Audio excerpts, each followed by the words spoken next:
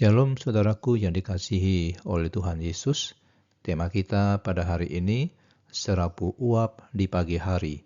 Yakobus pasal 4 ayat 14. Demikianlah firman Tuhan. Sedang kamu tidak tahu apa yang akan terjadi besok. Apakah arti hidupmu? Hidupmu itu sama seperti uap yang sebentar saja kelihatan lalu lenyap. Saudaraku, pada pagi yang dingin, cobalah menghembuskan nafas ke udara. Saudara akan melihat uap tipis muncul sejenak dari mulut saudara, dan lalu dalam sekejap mata hilang. Tidak ada yang bisa menangkapnya kembali. Nah, itulah gambar yang dipakai Yakobus untuk melukiskan hidup manusia. Nah, setelah menegur para pedagang yang merancang masa depan dengan penuh kesombongan, Yakobus kini menghantam pondasi kesombongan itu dengan pertanyaan yang tajam. Apakah arti hidupmu? Pertanyaan ini bukan sekedar sebuah pertanyaan retoris, tapi Yakobus ingin memaksa pendengarnya untuk berhenti sejenak dan merenungkan betapa rapuhnya eksistensi mereka. Mereka merencanakan perjalanan bisnis setahun penuh, padahal mereka bahkan tidak tahu apa yang akan terjadi besok.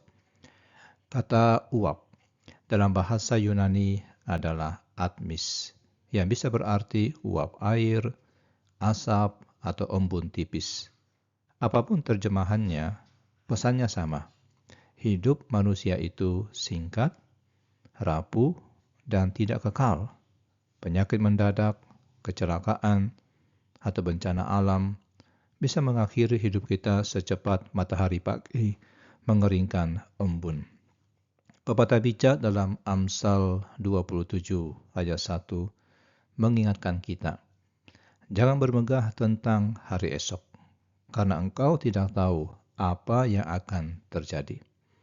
Tuhan Yesus sendiri mengajarkan prinsip yang sama melalui perumpamaan tentang orang kaya yang bodoh dalam Lukas 12 ayat 16 sampai dengan 20.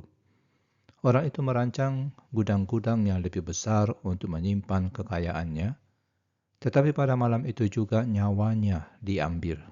Semua rencananya menjadi sia-sia. Yakobus tidak berkata demikian untuk membuat kita putus asa, tapi untuk membangunkan kita dari ilusi kekekalan duniawi.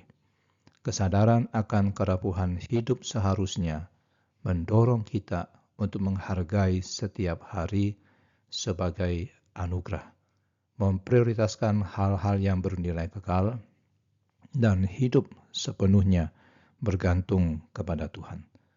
Dan sebagai refleksi, hidup yang singkat bukan alasan untuk berputus asa, tapi panggilan untuk hidup bijaksana. Jika hidup kita serapu uap, betapa pentingnya mengisi setiap hari dengan hal-hal yang bernilai kekal, yakni kasih, iman, dan kesetiaan kepada Tuhan. Mari kita berdoa.